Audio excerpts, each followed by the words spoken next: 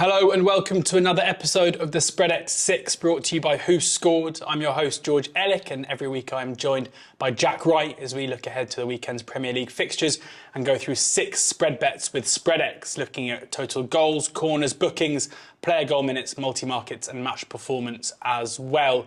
You can find on the WhoScored YouTube channel an explanation into spread betting and those markets as well. But it's time for us to get into the action ahead of another incredible weekend of Premier League football, Jack. And we'll start with total goals. We are looking at the Leicester Southampton game, a game that in recent history has had a fair few goals. And and you're looking to buy at 3.1. I'm looking to buy at 3.1, yeah, let's get into it. And why am I going there is neither of these sides can defend. It's been absolutely bonkers. It's been madness the start of the season. 19 goals across their 2 games so far this season. And to break them down, let's start with Leicester. Opened up at home against Brentford, took a 2-goal lead, threw it away, ended 2-2. Went to Arsenal at the weekend, fell behind by 2 goals, got it back, conceded again, ended up losing 4-2. Southampton, very similar pattern. They went to the other North London side, went to Spurs. They actually scored first, then conceded 4. So they lost 4-1. And then hosting Leeds last weekend, took a 2-goal lead. They conceded 2 goals and then managed to get it back to 2-2. So we've got a 4-1, a 4-2, a 2-2 and a 2-2. Looking back to what happened last season, here at the King Power, Leicester won 4-1. And lo and behold, what happened at St Mary's? It was a 2-2 draw. So we've got 2 4-1s, a 4-2 and 3 2-2 draws across those games. What can we do? We're going to buy 3.1. Very nice. Goals galore. Goals galore, buying at 3.1. Both Brendan Rodgers and Ralph Hasenhüttl needing a good result in that one, which could mean it sparks if there is an early goal in it as well. Yeah. Corners now, an unbelievable game between Chelsea and Tottenham on Sunday afternoon. Saw plenty of corners again for Chelsea, and you're looking to buy their team corners here at 24. Yeah, there's only one team really when we're talking about corners at this moment in time that we can go to. It's the corner monsters of the Premier League. It's Chelsea. As you said, banked for us last week when we went for the total corners at over 10.5 or buying 10.5, and there was 13, but Chelsea provided 8 of those. That followed up the game at Everton in the opening day of the season when they had 16 themselves, which is hence why we're buying their team corners this time round. I can see echoes of this Everton game in Ellen Road, of course. It's going to be a white-hot atmosphere, there always is. Very similar to Goodison Park. And you'd imagine that they will look to try and keep it fairly tight against this Chelsea side, or at least make it hard for them. So, as I said, there was 13 corners in the first half for Chelsea there, so we'll certainly take some along those sort of lines. And why so many? Well, they're just playing with so much width at the moment. Reece James is back, fit, firing, looking strong, scored at the weekend. 41% of their attacks are going down the right-hand side, so a lot of the ball's going out wide, obviously, especially down the right, but they've still got 36% over on the left-hand side. So, you can see, complete width. Chilwell in the first game, Cucurella in the second game, so it's just everything's going out wide, and obviously we're getting plenty of corners that way. They had the 3rd highest average in the Premier League last season, behind Man City and Liverpool, so the start of this season, even better, we're buying at 6.4. On to total booking points now. This is 10 points for a yellow card, 25 points for a red card. And you are looking at Bournemouth taking on Arsenal, buying at 40. Yeah. And as is often the case, you're looking at the man in the middle. I certainly am, yeah. I've got my favourites, as you well know, the favourite referees. They've got the short list. And then it's a case of, are they going to get pitched one of the matches that are shortlisted for cards? And we have. And this time, who have we gone for? Of course, it's the Porse. Craig Pawson, one of my favourites, as we know. We cashed with him on Gameweek 1, where he produced 50 booking points, 5 yellow cards, obviously 10 points per yellow card with Spreadex.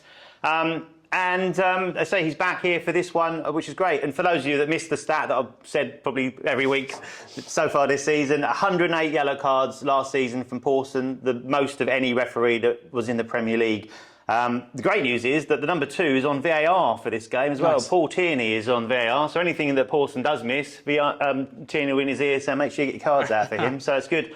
As far as the sides are concerned, like I said, they were on my short list, so it was great to see Pawson get given this one. Bournemouth picked up 3 yellow cards in both their games so far this season. And there were 60 booking points in their opening home game against Aston Villa. And last season, they picked up 101 yellow cards and 5 red in the Championship. A high amount for a side that pretty much dominated most of their games and obviously won a vast majority of their games as well. We all know about Arsenal. They can definitely pick up cards on the day. 2 yellow cards in their only away game so far at Crystal Palace this season. The final piece of the jigsaw We know we like a little bit of magic dust on. It's not quite the full razzmatazz of the Monday night football, but we've got a little bit of Saturday evening football. Yeah. And look at me when I'm talking to you. We should be seeing the final piece of the jigsaw there. That with a little bit of atmosphere, we'll get the booking points here. So we're buying at 40, which is a nice line. Jamie or Jack, I can't work out which one it is. Player goal minutes now. This is the accumulative value of the time that a player scores goals in a game. We saw Gabriel Jesus get his Arsenal career truly up and running on the weekend with a couple of great strikes. And he is 36 to buy here. That's where you're looking to go in the same game at Bournemouth. He is, yeah. It's the summer. I'm going to stay on the south coast. Bournemouth's a nice place Lovely, to be. And yeah. I think Jesus is going to enjoy it down there this weekend as well. So he had a great pre-season, as we've said. And so, as did Arsenal, and he's fitted into this side really, really well. And so far, 2 wins this season, 6 goals for the team. He's now up and running as well. As you said, 2 goals, 2 assists as well, totaling 58 minutes last week. So that would be very nice. Seemingly working so well with Saka, Martinelli and Odegaard. They've all played in that first 2 games. We've mentioned before, this Bournemouth defence does look undercooked. And I think that attacking talent that Arsenal have got will have a little bit of a field day there this weekend. And the main man, as he is now, revelling in that point of being the number 9, will get the goals that will make this 36 line a very nice one to buy. Jesus going to rise again. Multi-market time. This is where match values in one game are multiplied by each other. You've looked at goals times corners, exactly what it says on the tin. And Manchester City, who travelled to Newcastle, their goals times corners is 17 to buy, and that's the way you're looking to go. Yeah, first time I've gone for an individual team on the multi-markets. I just had to get Man City on side this week because they've just been so good.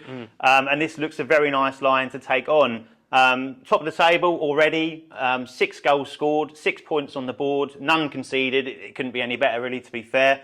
It's not often this season I'll probably want to be fading Newcastle, but this is one game there. There's history on our side. In the last couple of seasons, Man City just loved playing Newcastle. Been one of the few probably over certainly the last 12 months that have revelled in it. The last 2 visits, they've scored 4 goals at St James's Park on both visits. They won 9-0 over the 2 games home and away last season. It's just been a game for them that's just really worked. The points to work into this market, if we were playing those games last season, we'd have got 40 points at the Etihad for Manchester City. We'd have got 24 points at St James's Park for Manchester City. So a buy over 17 here. They love goals, they love corners, they love playing Newcastle. There you go, Newcastle fans hoping it'll be a different case this season, but Jack, not so sure. Finally, we're going after the Holy Grail again, selling match performance, of course, minus 25 if it's a 0-0 for this one. Also points being picked up for goals, corners and cards. Everton versus Forest, and you're selling at 85. I am, yeah, and mainly because of Everton's struggles. You yet to see one of their own players score a goal this season, although they had one of their old players score a goal for them last week in Dina. And it's interesting how they're going to attack this game. Obviously, Forest, newly promoted side, you'd normally think there's going to be an opportunity there, but obviously they've got such a new team, it's kind of hard to work out how Forest are going to go about it.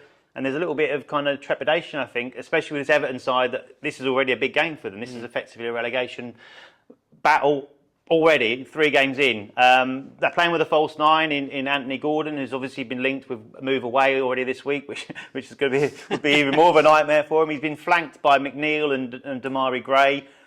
It just doesn't really fill you with hope that they're going to go and be able to take the game and score plenty of goals, which is obviously what we're looking for here, for them not to, and neither team to. However, like I say, I think they are looking to get a little bit more organised. And I mentioned him last time. Connor Cody, good signing, organisation, leadership, getting a bit more Wolves-like, keeping it tight.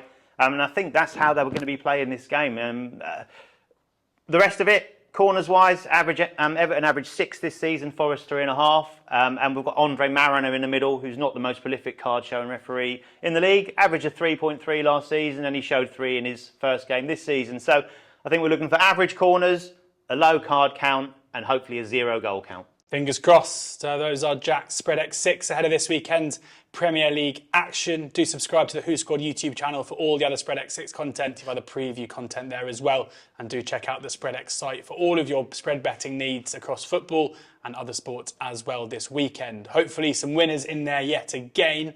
But please do ensure that you are gambling responsibly. And remember that with spread betting, losses can exceed your deposit.